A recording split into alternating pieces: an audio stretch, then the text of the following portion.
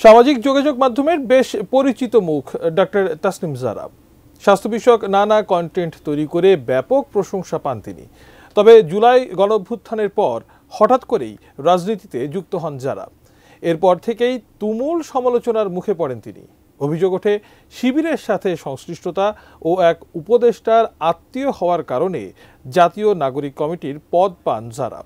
এমন পরিস্থিতিতে বিষয়টি নিয়ে এবার মুখ খুলেছেন এই চিকিৎসক। আরও জানাচ্ছেন সহকর্মী শাহাদাত রিফাত। রাগ হলে কিভাবে নিজেকে সামলাবেন তার 4টা উপায় বলবো।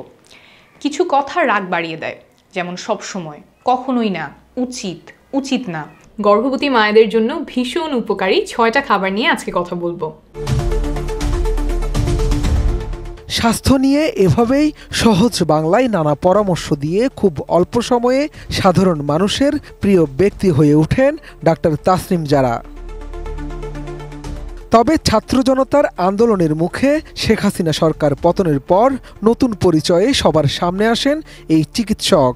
যোগ দেন রাজনীতিতে, দায়িত্ব পান জাতীয় নাগরিক কমিটির যুগ্ম আহ্বায়কের। সুস্থ অবস্থাতেই তো আমরা মেঝেতে শুই না, কিন্তু আমি যখন অসুস্থ, আমি যখন সবচেয়ে ভালনারেবল, সেই অবস্থায় আমার মেঝেতে শুয়ে থাকতে হচ্ছে রোগীদেরকে।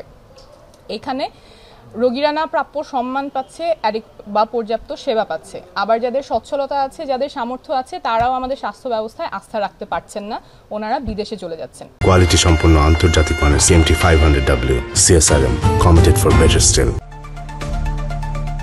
যারা রাজনীতিতে যুক্ত হওয়া নিয়ে শুরু থেকেই বিভিন্ন মহলে নানা প্রশ্ন ওঠে। পরে তিনি কেন রাজনীতিতে পা রেখেছেন তাও ব্যাখ্যা করেন। জানান বাংলাদেশকে পরিবর্তন করার লক্ষ্যেই তিনি রাজনীতিতে নাম লিখিয়েছেন। এদিকে সম্প্রতি নতুন করে ডাক্তার তাসনিম জারাকে নিয়ে সামাজিক যোগাযোগ মাধ্যম ফেসবুক সহ বিভিন্ন মাধ্যমে নানা গুজব রটে।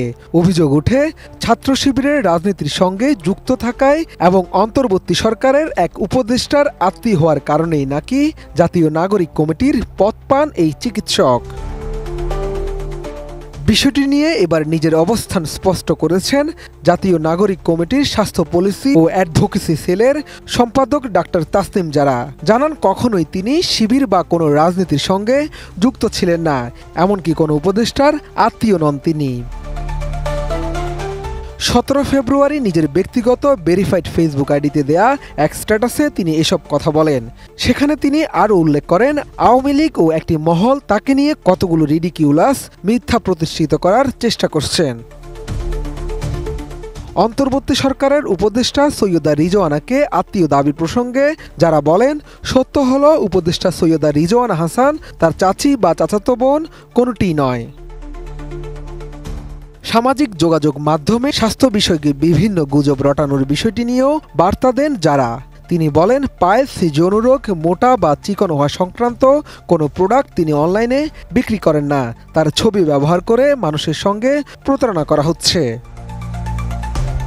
মূলত ডাক্তার তাসনিম জারা যুক্তরাজ্যের ক্যামব্রিজ বিশ্ববিদ্যালয়ের একজন চিকিৎসক ও সহায় হেলথের সহ প্রতিষ্ঠাতা।